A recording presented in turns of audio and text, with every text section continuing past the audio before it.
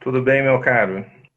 Tudo bem, querido. Muito prazer ter você aqui dividindo esse espaço comigo hoje. Obrigado por ter aceitado o convite. É um prazer dialogar com você. Legal. Adilson, deixa eu te apresentar para todos os nossos alunos e todos os nossos seguidores. O Adilson, a gente não se conhece pessoalmente, né? Um dos os nossos defeitos e dos meus azares foi a gente não ter frequentado a mesma faculdade ao mesmo tempo. Estivemos em Harvard em momentos diferentes. O Adilson, ele é doutor em Direito Constitucional Comparado pela Harvard Law School, mestre em Direito pela Harvard Law School, bacharel em Direito em Psicologia e também doutor em Direito Constitucional pela UFMG. É isso, Adilson? Exato, exato. Legal, que são vários diplomas e duas formações diferentes. Isso para a gente é muito importante, porque no Instituto New Law a gente acredita muito que o direito pode ser melhor se nós tivermos uma formação interdisciplinar. Chances maiores de nós entendermos os problemas e, eventualmente, de encaminharmos soluções. Eu e a Dilson, a gente vinha falando, né, em outros momentos, e eu me deparei com o livro dele sobre racismo recreativo. Fui buscar o livro, não li tudo ainda, mas já li um bom pedaço. Fiquei muito interessado no assunto e percebi rapidamente a importância do tema e como isso tem o DNA daquilo que a gente, é, por aquilo que a gente briga, que a gente estuda e que a gente fala todos os dias para os nossos alunos. Então, eu quero parar de falar para deixar você falar e, e eu queria começar, Adilson, com uma pergunta que acho que pode endereçar aqui o tema, até porque todos somos leigos aqui no assunto. O que é racismo recreativo? Boa noite, Eric. Boa noite a todas as pessoas que estão ouvindo. Quero agradecer ah, este convite para debater um tema que eu acredito é muito relevante para a sociedade brasileira. Eric, a minha teoria do racismo recreativo foi construída a partir de três constatações fundamentais. A primeira delas é a seguinte: praticamente todas as sociedades humanas, ao longo de toda a história, criaram normas morais ou jurídicas, mais recentemente até mesmo políticas, para protegerem a reputação social dos indivíduos. E praticamente todas as sociedades humanas fizeram isso porque elas sempre estiveram cientes de que a respeitabilidade social é um requisito fundamental para as pessoas poderem sobreviver socialmente. Aqueles indivíduos, aqueles grupos de indivíduos que são estigmatizados, desprezados, encontram grande dificuldade de inserção social. Segunda constatação: o racismo é um mecanismo de dominação social que tem dois propósitos fundamentais.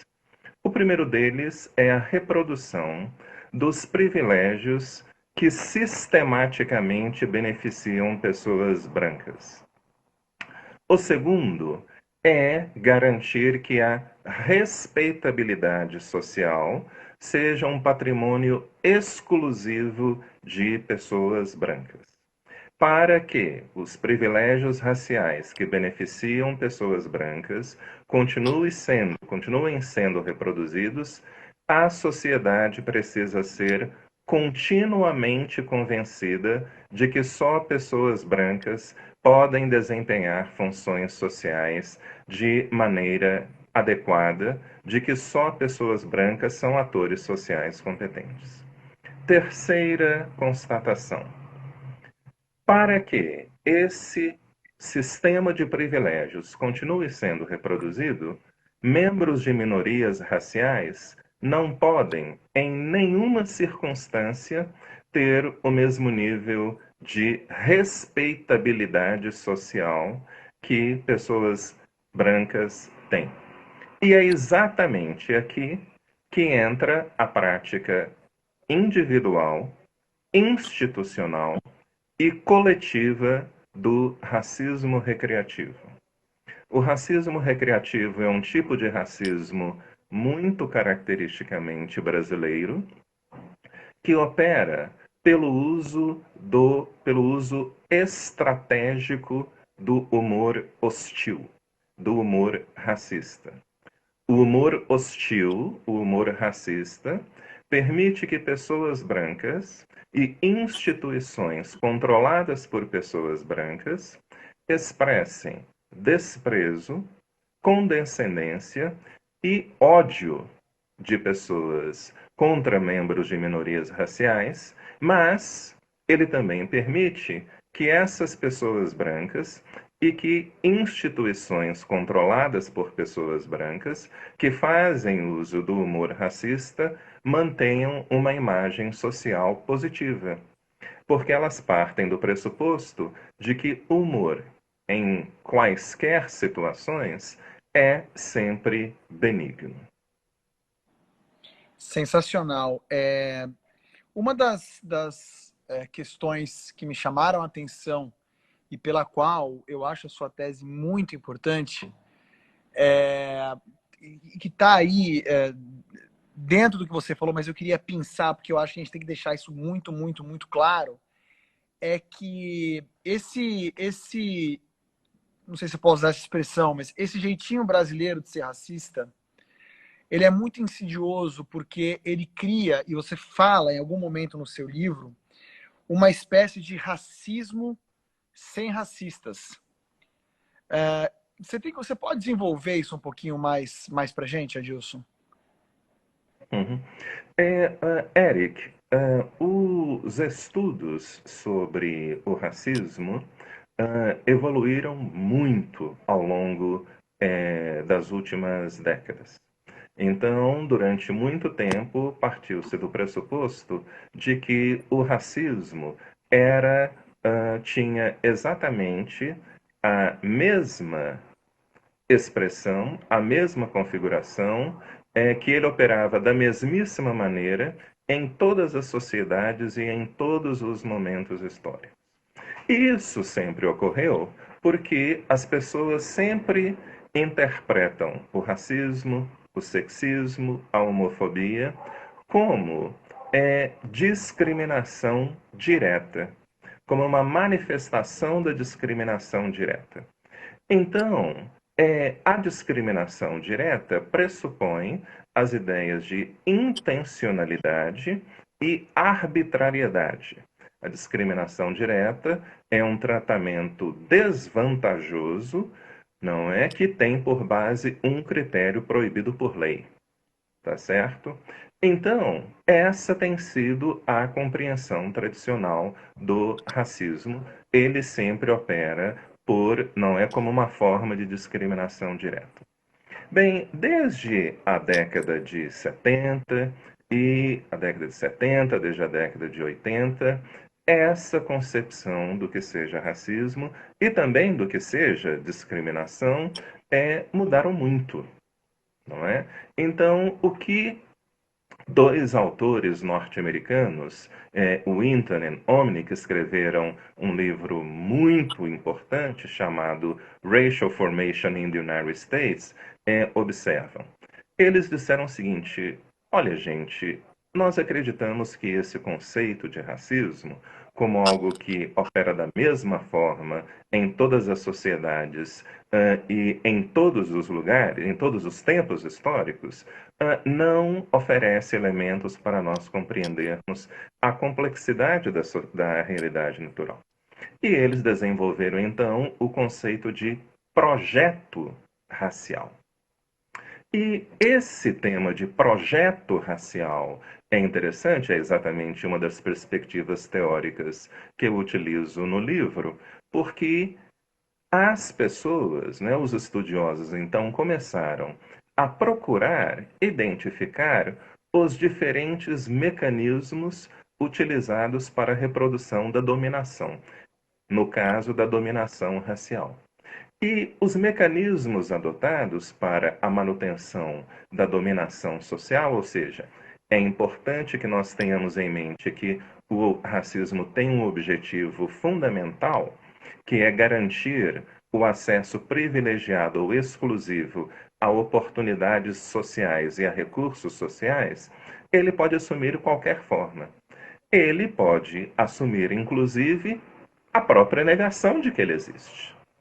Esse tem sido exatamente a marca do projeto racial prevalente no Brasil desde a década 30, desde a década de 40 do século passado, que tem sido tradicionalmente identificada com a ideia de democracia racial. Ou seja, o racismo não existe, a ideia no Brasil não é algo socialmente relevante, todas as pessoas, as diferenças entre negros e brancos decorrem de problemas de classe social. A raça não pode ser uma categoria relevante no Brasil em função da nossa miscigenação e, portanto, nós somos uma sociedade que transcendeu o racismo. E é curioso observar que este é um movimento transnacional. Algo muito similar ocorreu nos Estados Unidos desde a década de 70. Então, é o que hoje atualmente é chamado de color blindness. Então, qual é o elemento central dessa teoria da color blindness? Acabou o sistema oficial de discriminação racial que existia nesse país e, consequentemente, as atitudes das pessoas também. Então, o racismo acabou no dia seguinte da assinatura dos, não é, lá dos direitos civis, da legislação que garantiu os direitos civis em 1964. E isso agora é o discurso dominante nos Estados Unidos. É o discurso, é a narrativa racial dominante nos Estados Unidos, adotada por pessoas de direita, por pessoas também de esquerda. Então, não é? Dentro dessa realidade, nós não temos um racismo. Nós temos a persistência das desigualdades raciais. Mas não há atos racistas. Agora, o curioso, Eric, é que esse conceito de racismo sem racistas, essas ideologias da colorblindness norte-americana, da democracia racial no Brasil, aponta algo verdadeiro. E esse algo verdadeiro é o seguinte: mecanismos de exclusão social operam independentemente da vontade das pessoas. Na verdade, a exclusão social pode ocorrer até mesmo quando não há nenhum tipo de ato discriminatório. Para encerrar a minha resposta, eu lhe darei um exemplo. Suponhamos que você trabalhe em um banco e o seu chefe te pede em uma faculdade de direito, tá? Como é o caso. Então, o seu chefe te pede, Eric, um colega nosso faleceu, nós precisamos substituí-lo imediatamente. Você, obviamente, tem interesse em contratar a pessoa, no seu chefe, e você tem interesse em contratar a pessoa mais competente possível. Você olha no seu círculo de relacionamentos e indica o Pedro. O Pedro é uma pessoa que fez graduação na UERJ, depois pós-graduação na USP, depois fez doutorado em Cambridge e fez pós-doutorado em Harvard.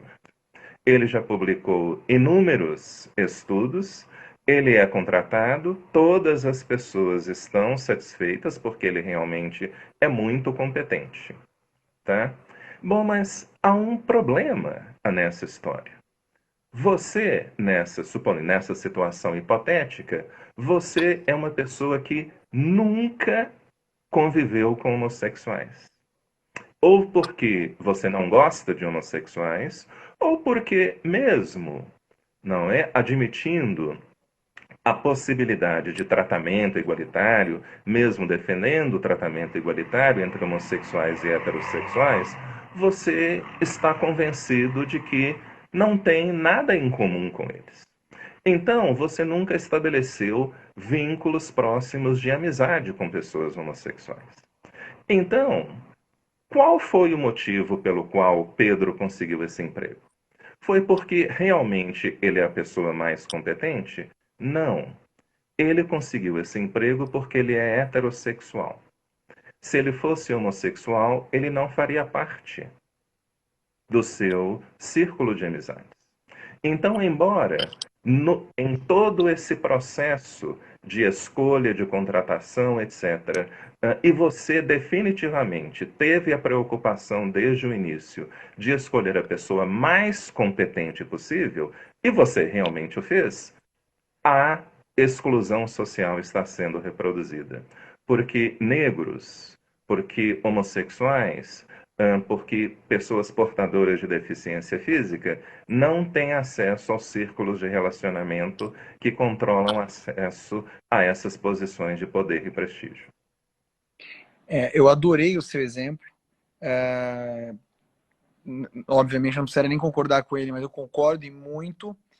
E eu ainda incluiria aí a igualdade de gênero, porque eu me lembro, ainda acontece muito, muito, muito, graças a uma certa conscientização, isso vem diminuindo, mas acontecia também com as mulheres, né? Você via os congressos de direito, por exemplo, as bancas só com homens.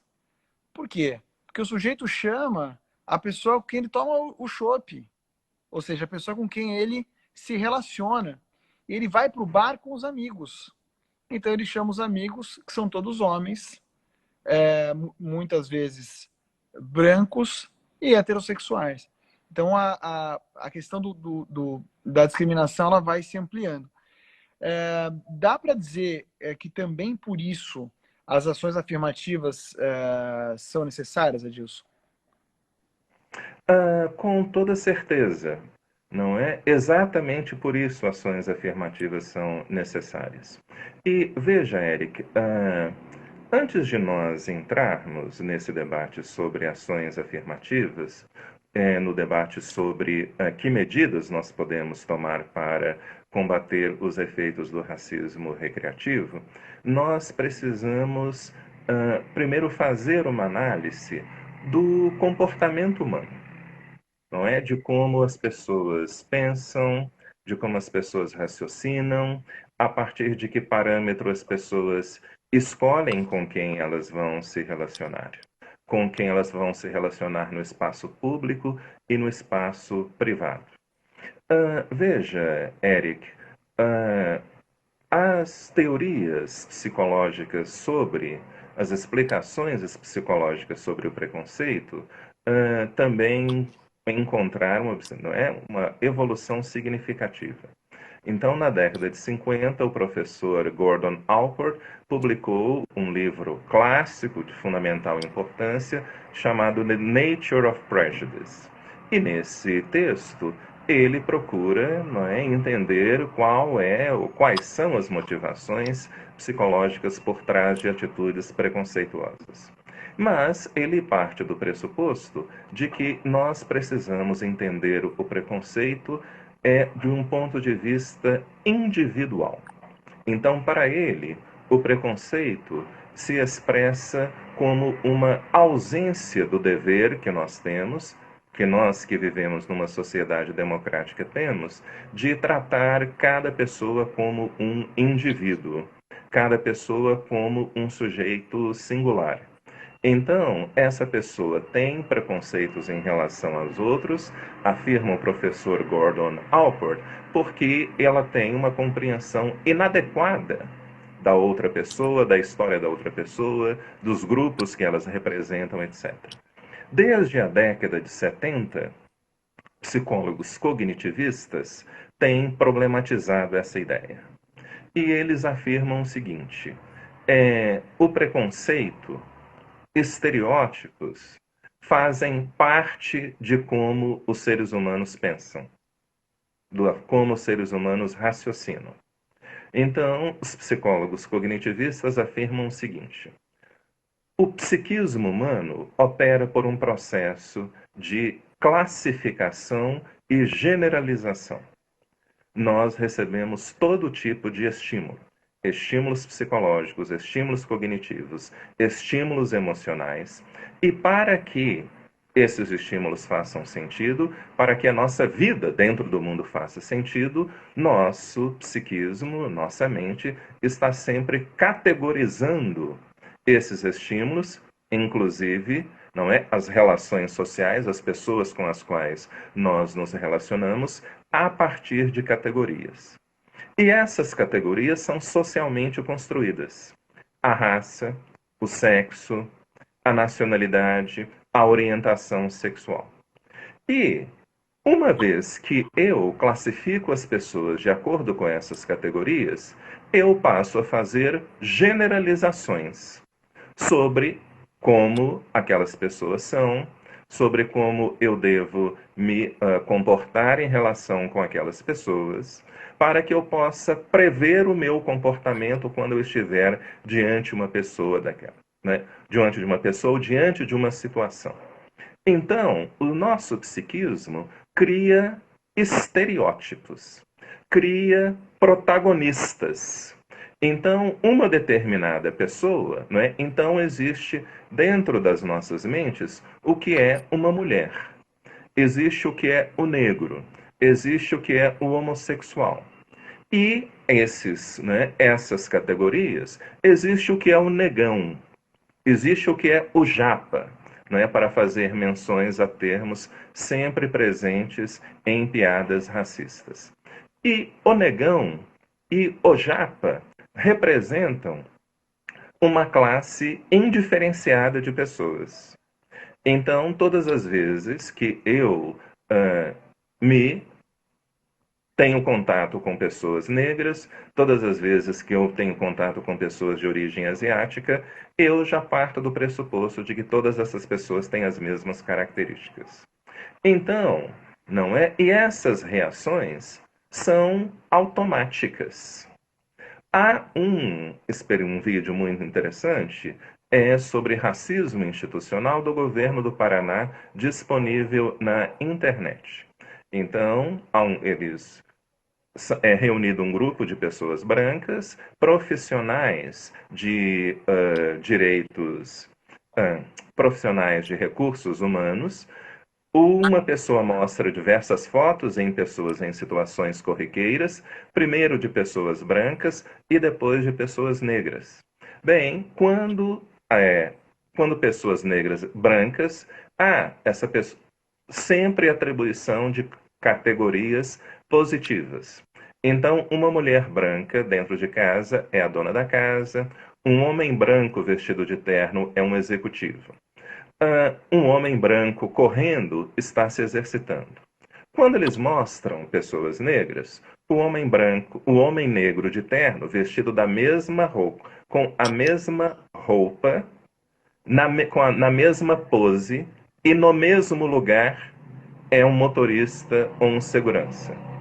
O homem negro, com a mesma roupa, no mesmo lugar, na mesma pose, com o mesmo gesto, é um ladrão e está fugindo. Então, veja, esse é um experimento interessante porque ele mostra que pessoas brancas estão sempre atribuindo características negativas a pessoas negras e também características positivas a pessoas brancas. E isso tem um impacto concreto na vida dos indivíduos. Então, eu sou uma pessoa negra e vou solicitar um emprego. O mesmo elemento cognitivo que fez aquele indivíduo que está me entrevistando rir de piadas racistas, etc. e tal, é exatamente o mesmo elemento cognitivo que fará com que ele avalie a minha competência. Então, o que ocorre cotidianamente no Brasil? uma pessoa negra, e especialmente uma mulher negra, vai se candidatar a um emprego, ela submete o currículo e a pessoa diz: essa vaga já está preenchida. Ou então o candidato ou a candidata sai, joga o currículo no lixo. Chega uma pessoa branca e imediatamente aquela pessoa pensa que ela é competente e dá um emprego para ela, partindo do pressuposto de que, pelo simples fato de ser uma pessoa branca, ela é necessariamente competente. Ah, mas o que é isso? É óbvio que isso não ocorre, né? É óbvio que as pessoas não pensam dessa maneira. Por favor, Adilson. Há um experimento muito interessante, feito também por psicólogos cognitivistas. Eles convocaram várias pessoas para o serviço de júri. Não é? As pessoas chegaram e era um tribunal, etc. Os casos foram escolhidos a dedo. Eram casos fictícios, mas tudo, né? O julgamento foi feito realmente dentro de uma sala de justiça, bom, sala de justiça dos super-heróis, né? Dentro de um tribunal de justiça, etc. E Que tal, não é? que eram todos E brancos também, também, exato, né? Só não para é? lembrar. Exato. Então, e os casos eram muito semelhantes. Muito, muito, muito. Os casos, as condições, etc. e tal. O que foi demonstrado? A raça é o fator fundamental que decide a sua possibilidade de condenação. Então, você colocava uma pessoa negra e as pessoas já começavam a dizer: não, não eu não creio, nós precisamos combater o crime, nós precisamos ser mais rígidos, porque é um problema de criminalidade, etc. Aí chegava na hora de julgar uma pessoa branca, cujos dados eram exatamente os mesmos, a coisa já mudava. Não, mas nós temos que pensar na possibilidade de reeducação social, não é? Olha, nós sabemos quais são as condições da prisão. E isso era aumentado se dependendo da beleza do indivíduo. Então, na hora que colocavam um homem branco, bonito, e eram todos atores, não é? Bonito, de olhos azuis, verdes, etc., o que, não é? E todas essas deliberações estavam sendo gravadas. O que as pessoas diziam? Não, nós olhamos para ele e nós já sabemos que ele estava no lugar errado e na hora errada, não é? Então, bom, mas olhou para ele, como é que nós sabemos da personalidade e da possibilidade de ressocialização das pessoas, do caráter da pessoa olhando para ele? Isso não é possível. Então, isso é um julgamento moral feito a partir da raça dos indivíduos, Sem dúvida. a aparência dos indivíduos, não Sem é? dúvida. Sem E, dúvida. Então, este é um problema que eu procuro tratar de maneira bastante enfática no livro Racismo Recreativo. O humor é uma mensagem cultural. E como toda mensagem cultural, ela só faz sentido dentro de um determinado contexto. Ela expressa valores. E o humor racista expressa estereótipos negativos, não é? O que são estereótipos? Estereótipos são falsas generalizações sobre o outro. Há estereótipos descritivos que designam supostas características de determinados grupos, e há também estereótipos prescritivos, que determinam supostos lugares que as pessoas devem ocupar. Os que tiverem interesse em ler o livro, ou melhor ainda, os que tiverem interesse em fazer uma pesquisa jurisprudencial, não é, sobre casos de racismo e injúria, observarão que essa é a dinâmica desses casos. Não é? O humor racista, quando nós analisamos casos de injúria racial que envolve a questão do humor, e também outros casos de injúria racial, essa dinâmica entre estereótipos descritivos e prescritivos está sempre presente. Então, é a ideia do homem negro que é um cachaceiro, é a ideia do homem negro como preguiçoso. Então, há um caso interessante de um grande banco público, no qual, não é, um indivíduo negro processou esse banco porque havia um determinado setor que havia uma concentração significativa de pessoas negras e ele se referia àquele lugar como a senzala. E eu vou ter que ir lá na senzala agora.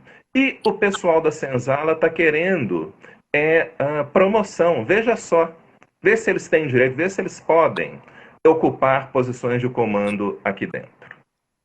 Não é? Então, o tempo inteiro, essa dinâmica, não é? O racismo, o humor, é utilizado para reforçar a ideia dos lugares que pessoas negras podem ocupar dentro da sociedade, do que nós podemos esperar de pessoas negras, asiáticas ou indígenas, e, ao mesmo tempo, ao fazer isso, o humor racista também está afirmando que pessoas brancas sempre devem estar ocupando posições de poder e prestígio, porque só elas são capazes de atuar de forma competente no espaço público.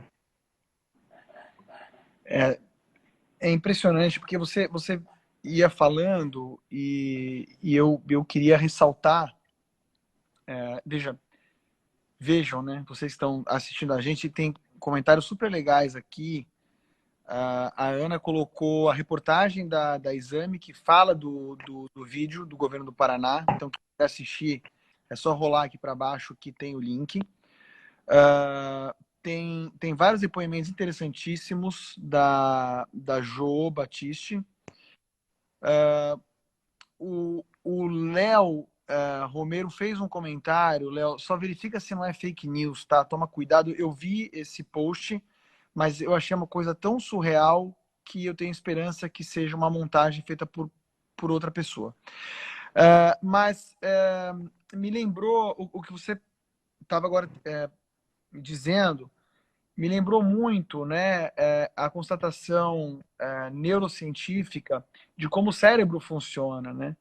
E de como a gente vive num determinado caldo cultural e introjeta isso na nossa mente, e o nosso sistema 1 passa a reproduzir aquilo de maneira quase automática. E mesmo quando o sistema 2, que é o sistema cognitivo, ele tenta trazer razão, ele atua ancorado nos inputs culturais do sistema 1, e isso vai reproduzir racionalizações, né, que não é razão, racionalização, preconceituosas. Isso me lembrou um pouco da questão dos implicit bias. E o exemplo que você deu da contratação lá do emprego, existem vários, né, você sabe disso, estou falando aqui para o pessoal, existem vários trabalhos científicos que comprovam que muitas vezes, mesmo quando você não tem a foto pelo nome da pessoa no currículo, quando você identifica que lá nos Estados Unidos, né, que eles chamam de Nomes étnicos? isso, exatamente. E aí já muda, a pessoa nem está percebendo que ela já está afastando aquele currículo. Falando mais especificamente do... Eu não tenho tanta coisa para te perguntar, só que o Instagram só deixa a gente conversar durante 1 hora, né? Do racismo recreativo, eu queria que você falasse um pouquinho das microagressões, né? Qual é o resultado social disso? E depois, se você quiser, eventualmente trazer alguns exemplos de racismo recreativo, até de personagens, né? Personagens da literatura, personagens da televisão, que durante muito tempo a gente conviveu de maneira normalizada, o que, obviamente, contribuiu para a manutenção desse status quo. Eric, veja só. Como eu disse há pouco, o humor é uma produção cultural. E nós devemos mencionar algumas teorias psicológicas sobre o humor para que nós possamos entender essa dinâmica. Então veja, uma teoria psicológica do humor muito importante que eu menciono no livro é a teoria da incongruidade. Então, os autores dessa teoria afirmam o seguinte: nós rimos de coisas inesperadas. Nós rimos de situações absurdas. Nós rimos de falas, de gestos contrários às expectativas sociais, contrários às normas sociais. Então, nós vivemos dentro de uma sociedade que não é cujas relações sociais são sempre reguladas, e quando alguém não se comporta, não é dessa maneira, nós sentimos, não é, a vontade de rir. Uma das consequências é exatamente a produção do riso, a produção do humor. Este é exatamente o tipo de humor produzido por um personagem como, por exemplo, Mr. Bean. Por que Mr. Bean é um personagem tão famoso, tão popular na Inglaterra? Qual é o ideal humano da Inglaterra e de todas as sociedades ocidentais? O aristocrata. O aristocrata é o ideal humano naquele país e na sociedade ocidental como um todo. E o aristocrata é uma pessoa que tem pleno controle sobre si mesmo. É um sujeito emocionalmente controlado, que controla o que fala, que controla os seus gestos, não é? É um sujeito marcado pela sobriedade, não é? Por um certo distanciamento social e afetivo. Bem, quem é Mr. Bean? Ele é o oposto de tudo isso. Ele não tem nenhum controle sobre de como ele se comporta, de como ele anda, de como ele gesticula, não é? Então, né, com quem ele interage, na forma como ele interage com as pessoas. Então, a marca de grande parte do humor inglês é exatamente essa teoria da incongruidade. Há outra teoria do humor, também extremamente popular, e certamente a mais antiga de todas, que é a teoria da superioridade. Essa teoria foi formulada primeiro por Aristóteles, que dizia o seguinte: o humor, e especialmente o humor hostil, tem um elemento fundamental. Que elemento é esse? A malícia. Nós rimos de pessoas que nós consideramos inferiores. Nós rimos das situações ridículas nas quais essas pessoas estão. E nós achamos que elas estão nessas situações ridículas exatamente porque são inferiores. Thomas Hobbes retoma essa teoria e vai dizer: o humor, não é? O riso decorre de um sentimento de superioridade, de glória pessoal, para utilizar os termos do autor. Então, eu vejo uma pessoa que eu desprezo, não é? Uma pessoa que tem um status inferior em uma situação ridícula, e aquilo me causa humor. Psicólogos cognitivistas retomaram essa teoria em tempos recentes e afirmaram o seguinte: o elemento fundamental do humor é o sentimento de superioridade. Eu conto piadas, não é hostis, eu conto piadas sobre negros, sobre mulheres, sobre homossexuais, sobre nordestinos, para obter gratificação narcísica. Então, quando eu estou fazendo piadas sobre negros, sobre homossexuais, eu estou afirmando meu sentimento de superioridade em relação a essas pessoas. Bem, qual é a marca do humor brasileiro? É exatamente essa. O humor brasileiro, ele está pautado na humilhação de grupos minoritários ao Verdade. longo de toda a história. É verdade. Então, você vai assistir aí liga a televisão, não é? Ou vai assistir aí esses stand-ups de humoristas brancos, o que nós vemos? Começa com uma piada sobre homossexuais, depois uma piada sobre mulheres, depois uma piada de portadores de deficiência física e combina com uma piada sobre negros. Então, dentro de uma cultura visceralmente racista como a brasileira, dentro de uma sociedade profundamente autoritária, esse é o tipo de humor que vigora. Então, há um problema, né? E como essas coisas vão se manifestando, não é, em programas humorísticos, por exemplo, não é? Como uma personagem como Vera Verão, né? Nós temos tantos elementos da teoria da superioridade como a teoria da incongruidade presentes. Porque Vera Verão era um homem negro, né, um ator negro alto, de pele extremamente escura, que se apresentava como uma mulher.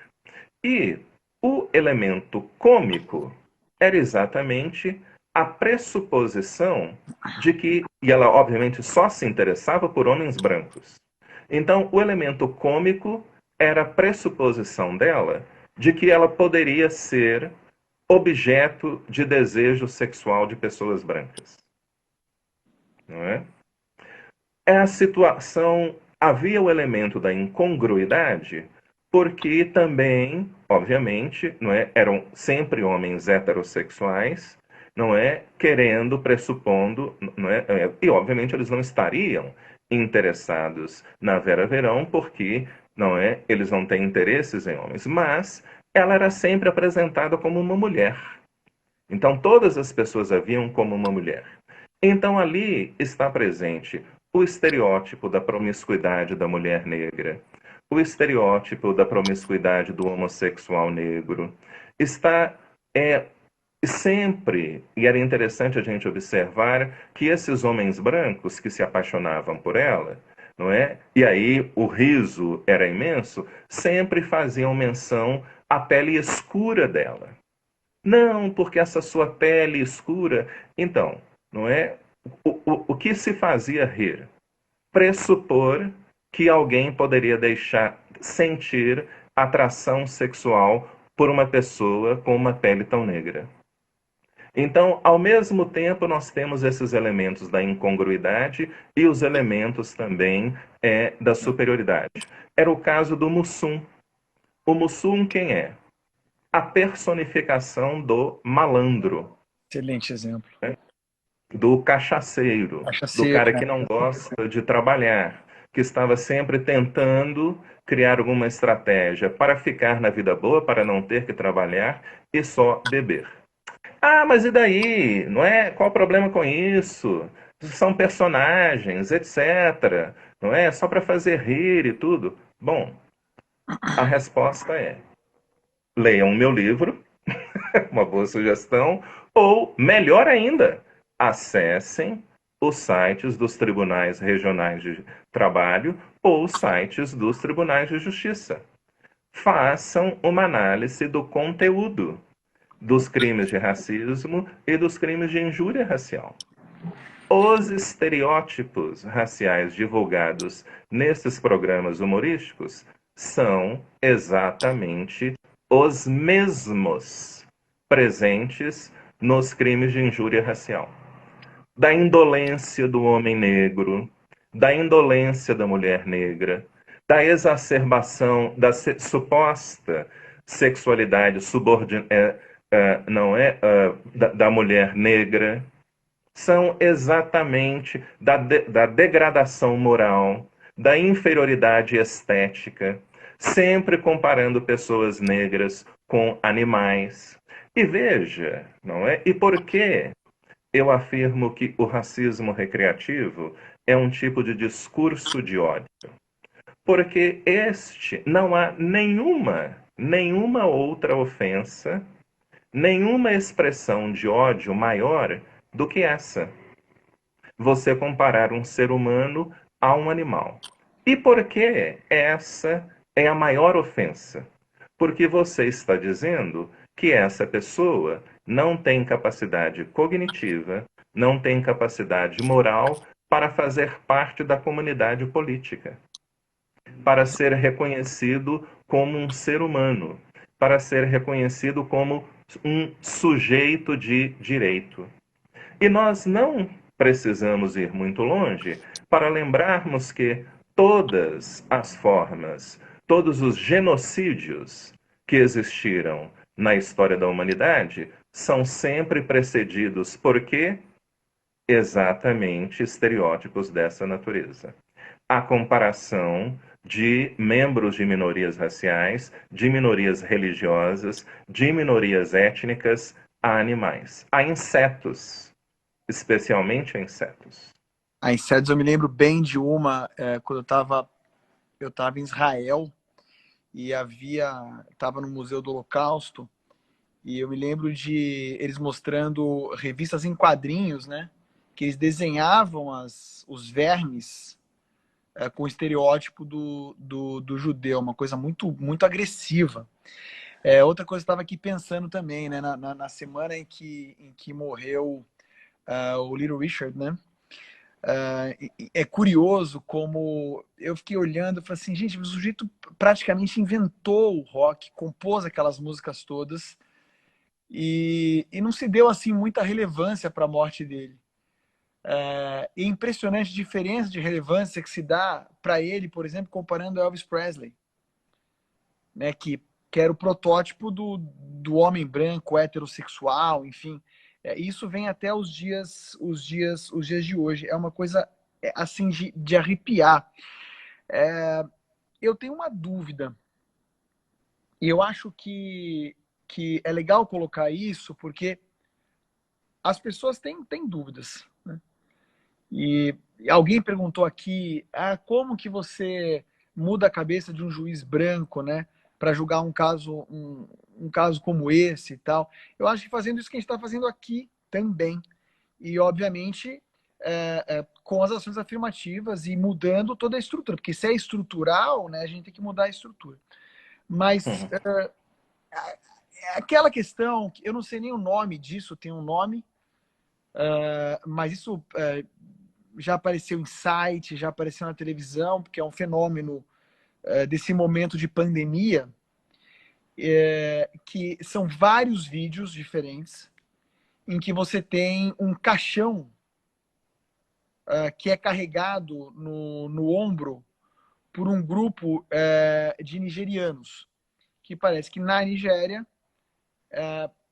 eles são contratados em funerais para dançar e carregar os caixões. E agora, sempre acontece um evento trágico, as pessoas linkam esses vídeos ou essa imagem ao evento trágico.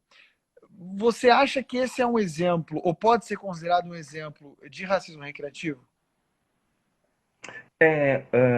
Eu quero primeiro falar sobre o comentário que você disse antes sobre o que fazer, não é? Em uma situação dessa, como fica a situação do juiz branco, etc., né, diante de casos de racismo, diante de casos de injúria, o que ele deve fazer, etc. e tal. Eric, veja só. A professora Gislene Aparecida de Souza, da professora da USP, da Faculdade de Direito da USP, tem desenvolvido uma série de trabalhos sobre como o sistema judiciário brasileiro responde a casos de racismo, a casos de injúria racial. E um dos problemas maiores é que essa resposta é sempre insuficiente, inadequada e sempre frustrante para muitos. Não sempre, né? Mas é frustrante para muitas pessoas, porque muitas vezes o nosso sistema judiciário responde de maneira correta e adequada a crimes dessa natureza, na verdade, na maioria das vezes. Agora, há muitas vezes também que isso não ocorre. Tá? E isso não ocorre apenas porque esse juiz é branco e, portanto, ele é racista. Tá? Há muitos juízes que são racistas mesmo, sem dúvida alguma.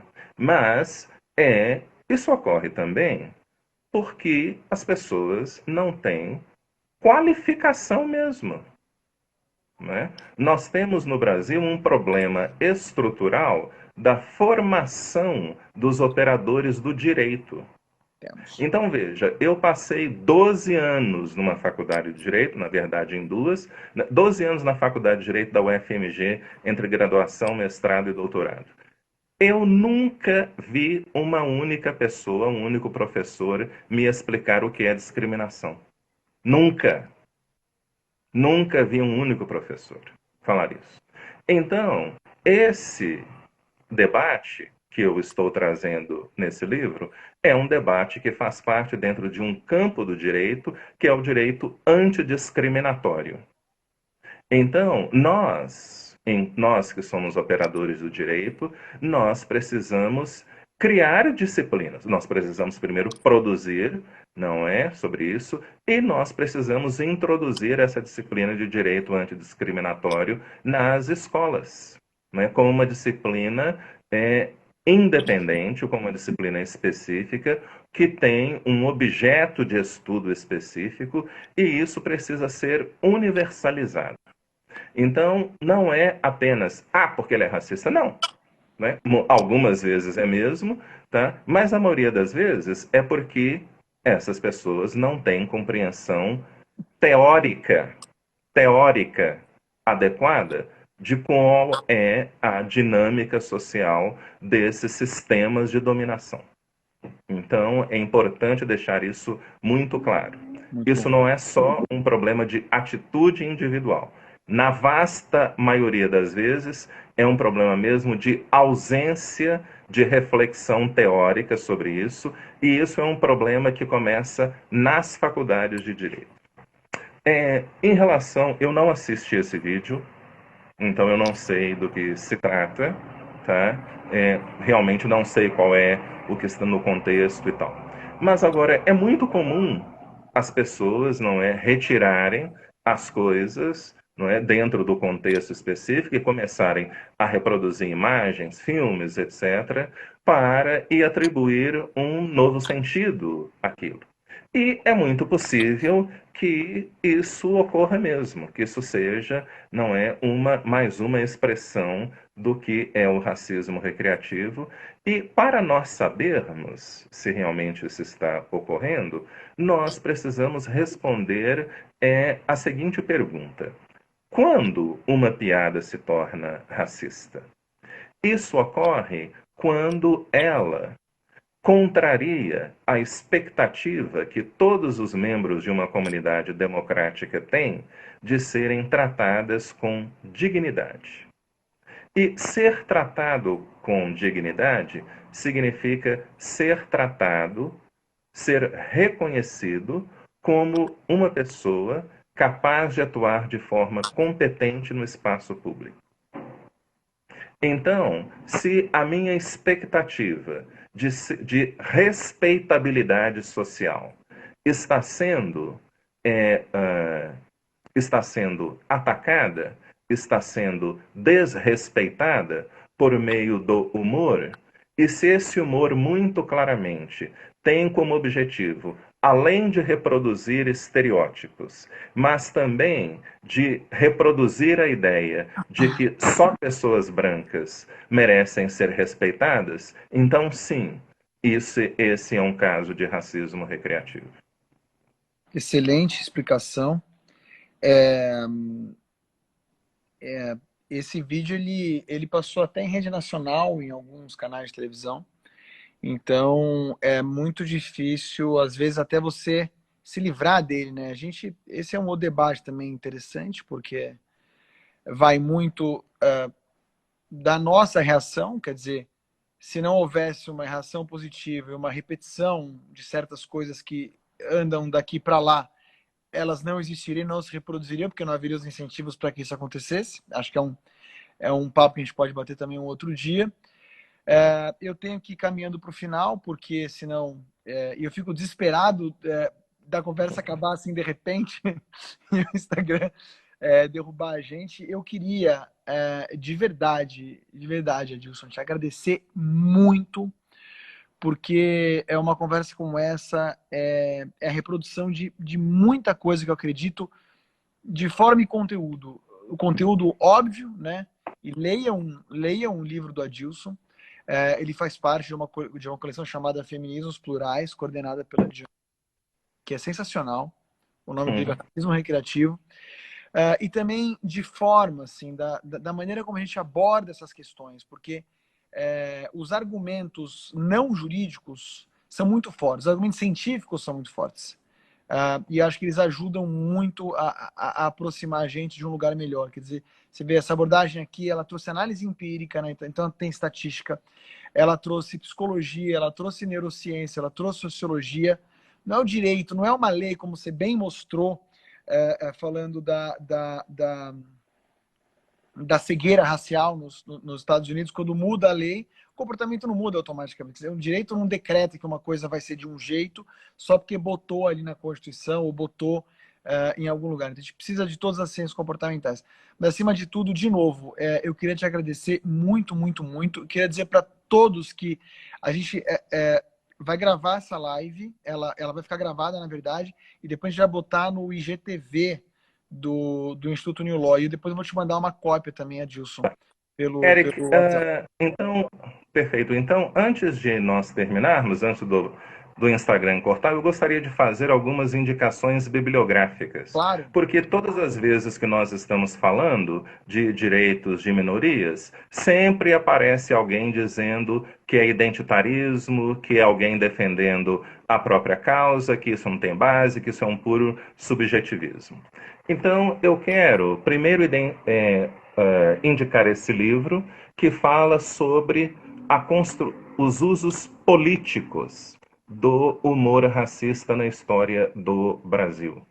Como o humor é também, o racismo recreativo também é um projeto político, tem sido um projeto político no Brasil. Quero também indicar este livro importantíssimo chamado Ânimos. Então, esse é um livro que fala exatamente, que faz uma análise da jurisprudência norte-americana de direitos de minorias a partir de teorias psicológicas, uma obra importantíssima. Recomendo também.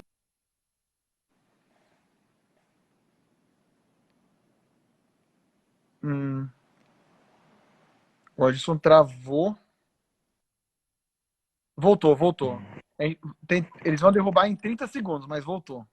Tô te vendo. Ok? Voltou? Alô? Oi, tô te vendo. Vai cair porque Está? vai cair em 20 segundos, mas ainda dá para Tá. falar.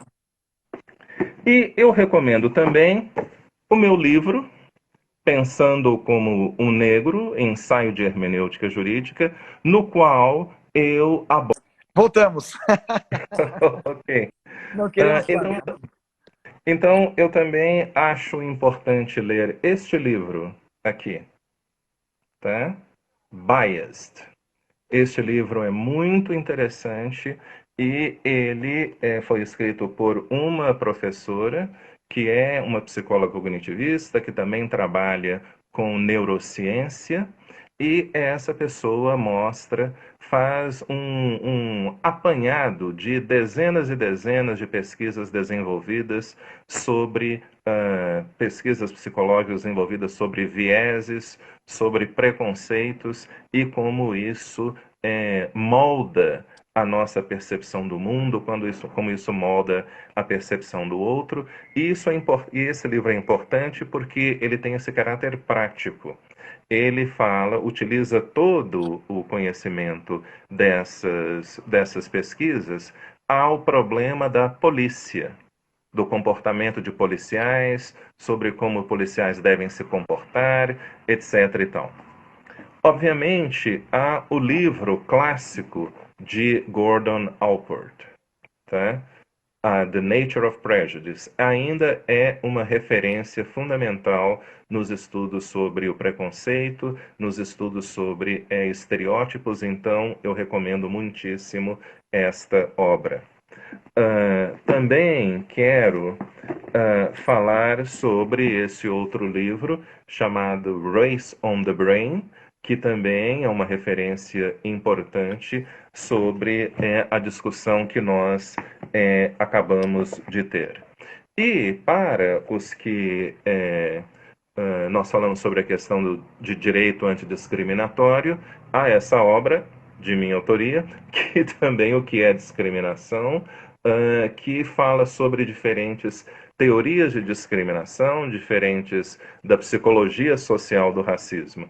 Esta obra ela está sendo atualizada, ela será publicada até o final do ano, espero eu, sobre o nome do meu Tratado de Direito Antidiscriminatório, uma obra que terá cerca de 22 capítulos, no qual eu vou falar, inclusive, sobre a psicologia social da discriminação e a aplicação dela também no contexto corporativo.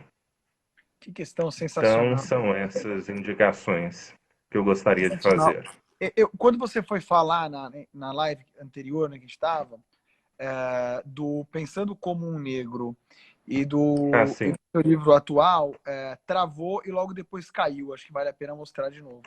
então, esta é a minha última obra, é o meu último livro, e esse livro foi escrito durante a elaboração do livro sobre racismo recreativo, durante o momento no qual eu estava lendo inúmeras decisões judiciais sobre racismo recreativo.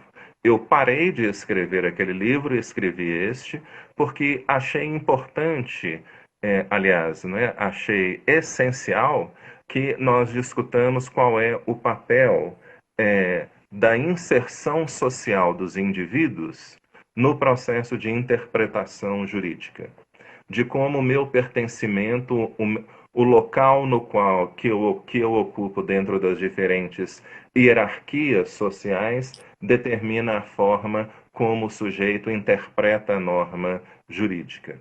Então, é um livro que tem sido muito bem recebido, um livro que tem sido adotado em inúmeros cursos de direito, de graduação e pós-graduação no Brasil inteiro.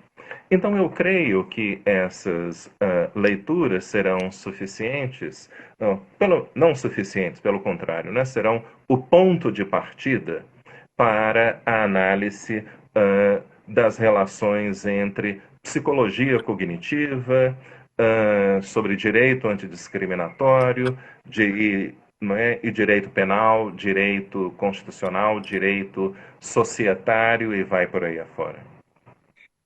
Já que a gente voltou, eu não quero abusar do seu tempo, mas a gente pode estender mais uns minutinhos e trazer algumas questões interessantes, né? Eu queria que você falasse um pouco sobre o reflexo no direito empresarial e no compliance. Mas antes, eu tenho uma dúvida, é minha. Eu quero tirar essa dúvida, quero aproveitar para tirar. Eu fiz parte há um tempo atrás de uma banca de doutorado em que a candidata ela estava defendendo que a negação do Holocausto podia ser a conduta de negação do Holocausto podia ser tipificada como crime de preconceito. Bom, e aí eu li a tese e num determinado momento ela trazia estudos atuais dizendo que o conceito de raça era um conceito desatualizado. Como não sei nada do assunto, obviamente eu não, na minha inquirição nem falei disso, falei de outras coisas, mas eu queria aproveitar para te perguntar um pouquinho sobre o conceito de raça e qual é o mainstream hoje. Sim. Veja só, Eric, o capítulo 6º do meu livro, Pensando como um Negro, aborda exatamente esse assunto. Que bom. Qual é o papel da raça no processo de interpretação jurídica? E a minha posição é a seguinte: muitas pessoas que são contrárias a políticas de ações afirmativas argumentam que essas medidas são inconstitucionais porque elas estão baseadas em uma categoria de diferenciação que simplesmente não existe. Elas fazem referências a estudos científicos, comprovando, algumas fazem referência a estudos científicos comprovando que a raça não existe, outros fazem referência a estudos genômicos que demonstram que a maioria das pessoas no Brasil tem ascendência europeia, mas também africana e indígena, e que, portanto, as políticas de inclusão devem ser sempre voltadas para indivíduos, porque a raça não tem nenhuma relevância social. E no capítulo anterior, no qual eu falo se um jurista que pensa como um negro pode interpretar normas de direito de forma objetiva, eu me pergunto o seguinte: bom, nós precisamos pensar o que é objetividade. Nós devemos pensar a objetividade a partir da epistemologia clássica, não é? Do pensamento filosófico clássico. Nós devemos partir do pressuposto de que existe uma objetividade contraposta a uma subjetividade de um sujeito do conhecimento que tem a capacidade de compreender um objeto que está diante de si, a realidade que está diante de si, de forma plena, não é? Ou seja, que o intérprete pode compreender a pluralidade da norma jurídica, porque ela é uma produção racional. E eu me pergunto o seguinte: bem, a objetividade, ela é socialmente construída, não é? Então, isso que nós chamamos de mundo objetivo é socialmente construído. Então, não há uma objetividade per se. O que existe são realidades sociais, e não é? No livro eu menciono vários filósofos que partem desse princípio. São realidades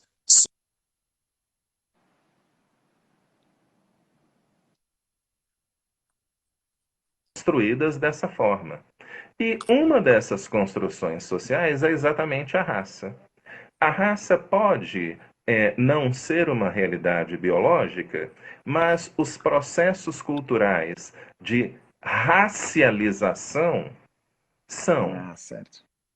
Então, a questão não é se raça existe enquanto realidade biológica. A questão é quais são as consequências da atribuição de sentidos culturais negativos a traços fenotípicos de grupos populacionais. A consequência disso é que certos grupos que têm determinadas características fenotípicas são classificadas de uma determinada maneira, não é? E, consequentemente, terão um tipo de status social, e outros grupos que são classificados de outra maneira serão classificados de outra forma e terão outro tipo de status social, não é? E essa é a forma como, historicamente, o racismo tem sido reproduzido. E uma das características do racismo, não é? Aliás, uma das características que os diferentes projetos raciais podem assumir é exatamente o da negação. Essa tem sido a característica central do projeto racial que nós temos no Brasil desde as primeiras décadas do século passado, que é a negação da raça, que é a negação da relevância social da raça. E qual é o propósito por trás disso? Obviamente, o propósito por trás disso é impedir a politização da raça.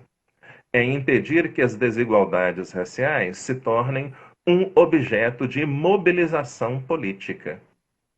Então, grande parte do que está por trás, não é, do antissemitismo é exatamente a mesmíssima coisa. não é? É também negar a realidade histórica, é negar os acontecimentos, e essa negação tem que propósito? Nós não temos responsabilidade sobre a situação de grupos minoritários.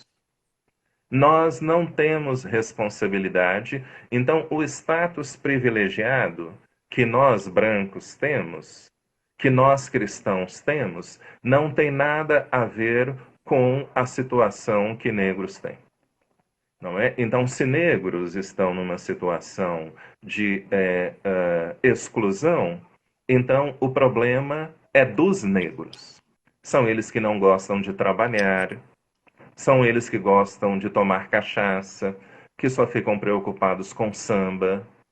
Então, uma das características centrais atualmente do racismo é essa ideia do racismo cultural. Então, não é? O problema do jovem negro, da criminalidade, é a cultura da periferia, é a cultura da favela, não Do é? É baile o funk, funk, né? É. exato. Então, o problema não é o racismo estrutural que existe, não são as microagressões que existem dentro do ambiente escolar, não é o fato de que o ambiente escolar é um lugar hostil para pessoas negras, não é o fato de que o racismo é um dos principais elementos da evasão escolar, e já está provado que a evasão escolar é um dos principais indicadores da possibilidade da criminalidade. Nada disso é discutido. É sempre uma forma de responsabilizar o outro. Sensacional a explicação e sacramentou a minha dúvida. Eu acho que sempre, uma das coisas que eu aprendi aqui hoje, né, é não perder o framework do projeto racial. Acho que ele é importante para entender algumas coisas do ponto de vista de objetivo, né? E quem está vendo a gente agora, só para explicar, a gente está continuando por mais alguns minutinhos a live que começou às 7 horas. Então, o que eu vou fazer é que eu vou botar depois os dois vídeos, 1 e 2, para as pessoas poderem ver na sequência. Eu acho que para terminar, né, agora para terminar mesmo, a gente podia falar um pouquinho sobre a questão corporativa, né? Quer dizer, como que o racismo tem sido abordado dentro da cultura corporativa. Uma das pessoas que estão vendo a gente aqui é a chefe de compliance da Uber no Brasil. Como é que isso bate no compliance, né? Ou seja, o que pode ser feito para direcionar e para tratar desse tema também no ambiente corporativo? Veja, Eric, corporações são microcosmos sociais. Então, a corporação é um local também de conflito. E é um local especialmente problemático, é um local no qual conflitos entre grupos são potencializados, porque as empresas têm um papel central na integração dos indivíduos na sociedade. Não é? As pessoas vão para a escola, depois vão procurar emprego para poderem ter o seu sustento. Então, as empresas também são lugares nos quais os indivíduos, representantes de diferentes grupos, estão se debatendo para poderem ter acesso a oportunidades escassas. Então, o que ocorre dentro de uma empresa? Como o racismo ocorre dentro de uma empresa? Vale a pena nós fazermos uma menção ao conceito de discriminação institucional. Essa é uma discriminação que ocorre dentro de instituições, como, por exemplo, corporações, e ela pode assumir diversas formas. Ela pode assumir, por exemplo, negação de acesso à instituição. Não, você é negro, você é mulher, você é homossexual, você é asiático, você não trabalhará nessa instituição. A discriminação institucional, eu trabalho isso no livro que eu mostrei para vocês, deixa eu mostrar mais uma vez, também é o momento da gente fazer propaganda. Esse livro aqui, não deixem de ler, não é? A discriminação institucional também ocorre por meio do tratamento discriminatório dentro das instituições.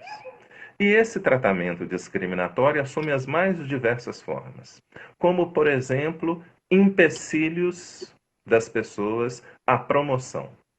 Então, mulheres, negros, homossexuais, portadores de deficiência física sempre enfrentam o que se chama de teto de vidro. Bem, isso também pode ocorrer por meio de assédio moral. E o racismo recreativo é uma das principais formas de assédio moral que existe no Brasil, não é? E é algo curioso porque o racismo recreativo nesse espaço tem um aspecto claramente estratégico. Porque vejam, o que ocorre, não é? Exemplos que eu percebi. A mulher negra. Qual é um dos problemas que existem que pessoas negras enfrentam dentro do meio corporativo? A discriminação estética. Então, é a mulher negra, não é, que é funcionária, e os outros funcionários começam a fazer piadas sobre o cabelo dela. Começam a comparar o cabelo da mulher negra a uma vassoura. E a questão é a seguinte: essas piadas não ocorrem uma, duas ou três vezes, ou apenas por um ou dois indivíduos específicos. Muitos casos na pesquisa jurisprudencial que eu fiz, são coisas que são repetidas continuamente por um número imenso de funcionários. E qual é o objetivo disso?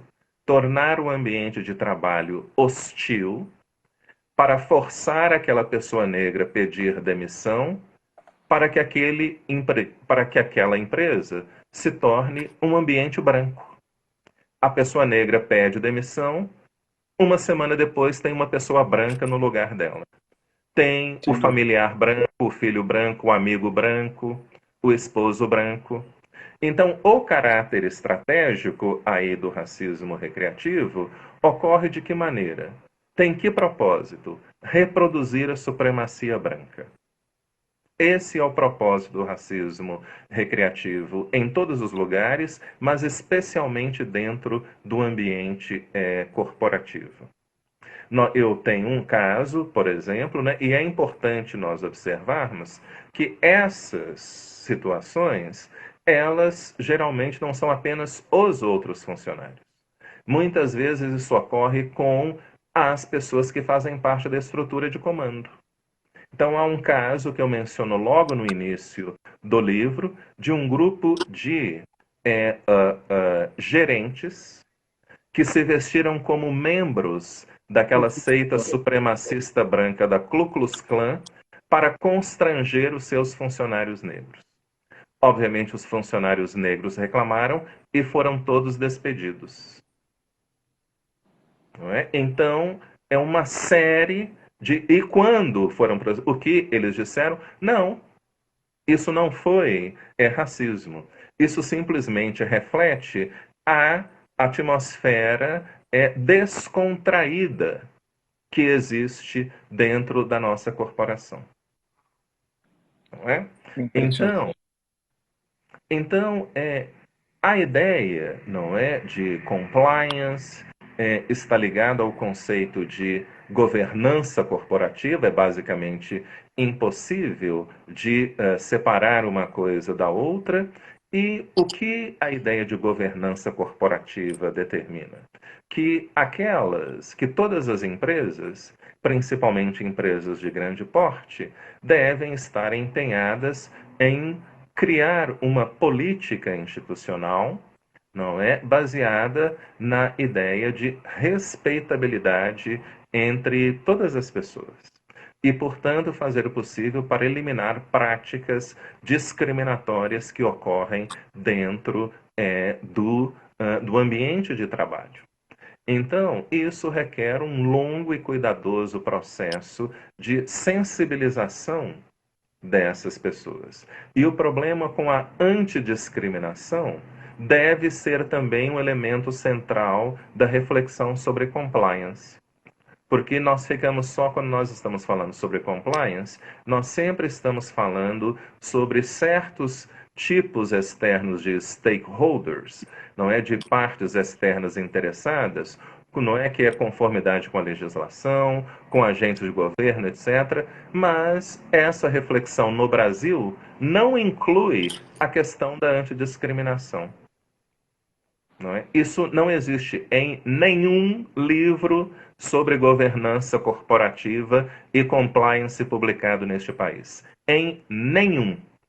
Então, é por isso mesmo que no meu tratado de direito antidiscriminatório há um longo capítulo, um capítulo de quase 60 páginas, no qual eu tratarei sobre esse tema, né, de compliance e antidiscriminação. Sensacional, me parece muito importante. Eu acho que a tecnologia pode ser utilizada em favor do combate ao racismo também, né? Quer dizer, várias ferramentas hoje que auxiliam o compliance. Eu estou aqui pensando, não é meu tema, obviamente, mas quando você permite que os funcionários tratem do trabalho, por exemplo, por grupo de WhatsApp, você não tem como mediar isso. Mas se você tem canais oficiais de comunicação, você tem. Né? Então não existe desculpa para não se combater. Aí eu tô falando do combate mesmo, mas também o racismo no ambiente corporativo e também a necessidade de ir por onde você disse, né? Lá atrás, alguém estava perguntando a respeito do juiz, né? Como fazer o juiz julgar direito um caso desse, e você dizendo, tem uma questão de ignorância mesmo, de falta de cultura, de Sim, conhecimento, de sim, sim. formação. E é outra. E mais uma vez, não é? É importante nós mencionarmos o fato de que processos de exclusão social independem da vontade consciente das pessoas. É muito importante nós enfatizarmos isso. Então, por que o mundo corporativo brasileiro é inteiramente controlado por homens brancos heterossexuais de classe alta? Porque quando mais você sobe, não é, maior será a relevância dos seus círculos de relações para alcançar esses postos de poder e prestígio. E negros não fazem parte desses círculos de relacionamento. Né? Nós não temos acesso a eles. Então, quando um homem branco heterossexual de classe alta precisa indicar um outro profissional para posições de poder e prestígio, ele vai indicar pessoas que são iguais a ele, não é? E, na maior parte das vezes, o raciocínio dele não é: peraí, eu não vou indicar fulano de tal porque é negro. Eu não vou indicar Beltrano porque é homossexual. Eu não vou indicar Ciclano porque é portador de deficiência física. Este indivíduo simplesmente faz o seguinte: ele olha no âmbito de relacionamento que ele tem, não é? Procura, muitas vezes simplesmente indica o irmão, o filho ou o tio. Mas muitas vezes mesmo ele faz uma pesquisa e uma escolha racional, não é, da pessoa que melhor acompanha, não é, preenche, mais qualificada, mas o problema é que, independentemente disso, essa decisão estará reproduzindo os mesmos processos sociais. O poder econômico sempre esteve concentrado nas mãos de homens brancos heterossexuais de classe alta e, conscientemente ou inconscientemente, não é? Voluntariamente ou involuntariamente, essas pessoas reproduzem exatamente a mesma estrutura. Então, no exemplo que eu te dei, não é, que nós trabalhamos no primeiro vídeo, você escolheu, não é, naquele exemplo hipotético, uma pessoa altamente gabaritada e que desempenha as funções dela da melhor maneira possível. Mas você escolheu uma pessoa que é igual a você, né? Que é também um homem branco heterossexual. Você fez isso porque você tinha a intenção de excluir? Não. A sua escolha foi inteiramente racional. Então, é importante voltar a esse exemplo exatamente para dizer isso. Processos de exclusão social independem em larga escala da vontade das pessoas. E é por isso que aquelas instituições que estão interessadas em promover diversidade precisam ter uma postura ativa nesse sentido. Tá? Exato, Meu exatamente. caro, eu agradeço o convite, agradeço a atenção de todas as pessoas que estiveram presentes. Espero que tenham anotado as indicações de leitura. Eu sempre gosto de fazer isso, porque não é todas as vezes que nós estamos debatendo que uma pessoa negra está debatendo questões de direito. Sempre aparece alguém para alegar que é puro subjetivismo, então é importante que esse debate esteja adequadamente fundamentado. Pura verdade. No começo desse vídeo, ele trouxe toda a bibliografia e ao longo dos dois vídeos, né, ele trouxe diversos fundamentos científicos e técnicos para fundamentar as coisas que foram ditas aqui, que são muito importantes. Agilson, olha, mais uma vez, de novo, muito obrigado. Eu espero que, passada essa pandemia maluca, a gente possa se conhecer pessoalmente, vai ser um grande prazer para mim, e que você possa estar conosco em outras oportunidades aqui no New Law. Ok, doutor. Um abraço, boa noite para todos e todas. Até mais. Obrigado, obrigado, tchau, muito obrigado, boa noite. Boa noite a todos e a todas.